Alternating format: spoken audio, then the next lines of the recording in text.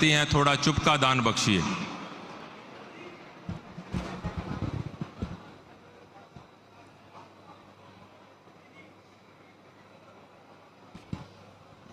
बोले सो निहाल। वाहेगुरु जी का खालसा, वाहेगुरु जी के फतेह। गुरु साहेब के चरणों में कोटी कोटी नमन करता हूं आणि सगळ्यांनाच मनापासून सगळ्यांचं स्वागत करतो। सगळ्या उपस्थित बांधव भगिनींचं नव्या मुंबईमध्ये मनापासून या समागमासाठी मनापासून आपल्या सगळ्यांचं स्वागत करतो।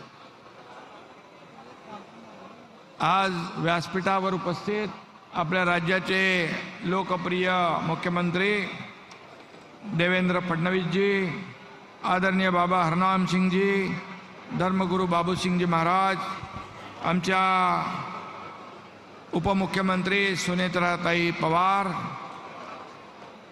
महंत रघुमणी जी, मंत्री गिरीश महाजन जी, गणेश नायक जी, संजय राठौड़ जी, आशीष शिलार जी, मंगल प्रभात लोढ़ा जी, रविंद्र चौहान, प्रदेशाध्यक्ष माधुरीताई मिसाळ, प्रशांत ठाकुर, महेश बालदी, मंदाताई म्हात्रे, कुमार ऐलानी, विक्रांत पाटील, नवनीत राणा, रितू तावडे, आपल्या मुंबईच्या महापौर, सर्व संत महंत, सर्व लोकप्रतिनिधी आणि प्रशासकीय अधिकारी, सर्व समाज बांधव भगिनी, सगळ्यांचंच मनापासून या ठिकाणी पुन्हा एकदा स्वागत।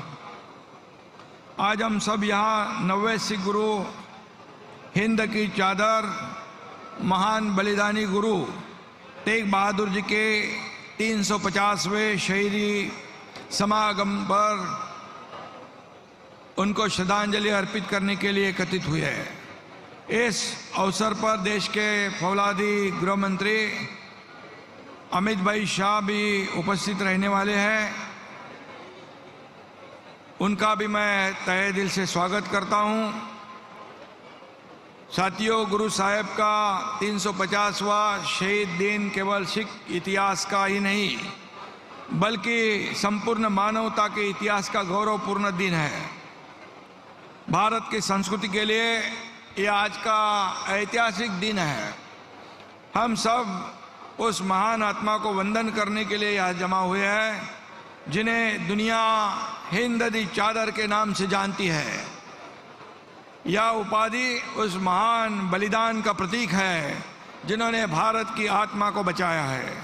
17वीं शताब्दी में जब अन्याय और धार्मिक कट्टरता चरम सीमा पर थी, जब मुगल बादशाह औरंगजेब के शासनकाल में धार्मिक अत्याचार बढ़े, जब कश्मीरी पंडितों पर जबरन धर्म परिवर्तन का दबाव डाला गया, तब वे सहायता के लिए गुरु साहिब के पास आए।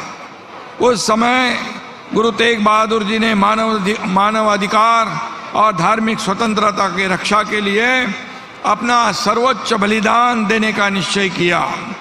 उन्होंने औरंगजेब की क्रूर सत्ता को चुनौती दी। उस समय उन्होंने जो निर्णय लिया वह इतिहास में अमर हो गया। उनके पास न कोई सेना थी, न कोई ताज था, न कोई खजाना था, फिर भी उनके पास एक चीज थी, वो थी अटूट साहस, अटल सत्य और असीम करुणा। उन्होंने कहा था, मैं न अपना धर्म छोड़ सकता हूँ, न किसी को अपना धर्म छोड़ने दूंगा। शीश कटा सकते हैं लेकिन शीश झुका सकते नहीं। ऐसे उन्होंने उस वक्त जो काम किया है उसे सभी के लिए ये गौरव की बात है। और उन्होंने कहा, मैं हिंदुस्तान की रक्षा करने के लिए आया हूँ। और फिर दिल्ली की चांदनी चौक में लाखों लोगों के सामने उन्होंने अपना शीश कलम करवा दिया, न कि अपनी जान बचाने के लिए बल्कि इसलिए कि हर इंसान की आस्था, हर इंसान का धर्म, हर इंसान का स्वाभिमान सुरक्षित रहे। यह शहादत सिर्फ सिखों की नहीं थी, यह शहादत सिर्फ हिंदुओं की नहीं थी, यह शहादत पूरे हिंदुस्तान की थी, पूरे मानवता की थी। इसलिए उन्हें हिंद की चादर कहा गया। ये हमारे लिए बहुत ही बड़ी गर्व की बात है। और आज हम देखते हैं कि छोटी छोटी बातों पर लड़ाई झगड़े होते हैं। जब हम आपस में बट जाते हैं तब गुरु तेग बहादुर जी की हमें याद आती है। सच्चा धर्म वही है जो दूसरों के धर्म का सम्मान करता है, दूसरों के धर्म की रक्षा करता है। सच्ची बहादुरी वही है जो बिना स्वार्थ दूसरों की रक्षा करता है। एक प्रेरणादायी प्रसंग आप सबको पता होगा। गुरुजी तेग बहादुर जी जब असम और बंगाल की यात्रा पर निकले थे, वह स्थानीय राजा और जमींदारों द्वारा लोगों पर अत्याचार हो रहे थे, जुल्म हो रहे थे। एक जगह निर्दयी जमींदार गरीब किसानों को जबरन मजदूरी करवा रहा था, उनकी जमीन हड़प रहा था।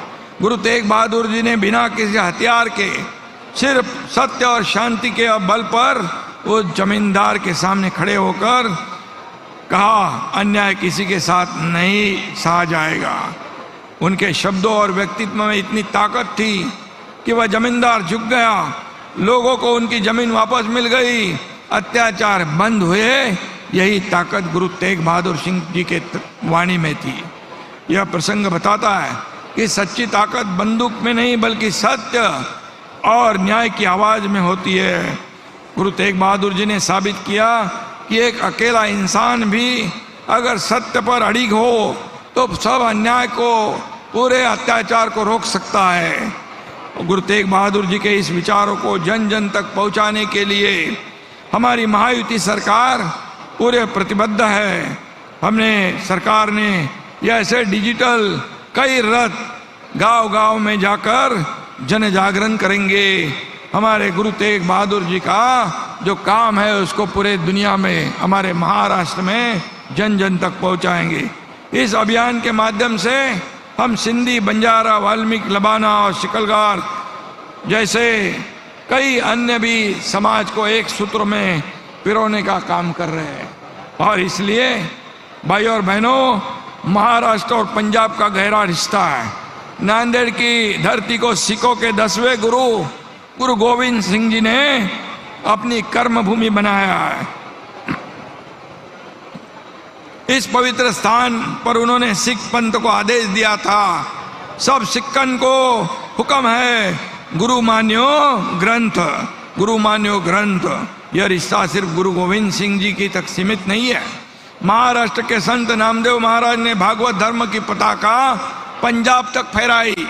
हमारे सिख भाइयों के साथ तो हमारे बाला साहब जी का रिश्ता बहुत पुराना है। 1984 में तत्कालीन प्रधानमंत्री श्रीमती इंदिरा गांधी जी की हत्या के बाद देश के विभिन्न हिस्सों में सिख विरोधी दंगे भड़के थे। उस समय हिंदू हृदय सम्राट बाला साहेब ठाकरे जी ने सिख समुदाय की रक्षा के लिए शिवसेना कार्यकर्ताओं को मुंबई के सड़कों पर तैनात किया था। ये सभी लोगों को पता है। घुमान से भी हमारी व्यक्तिगत यादें जुड़ी हुई है। मैं खुद को बहुत भाग्यशाली समझता हूँ।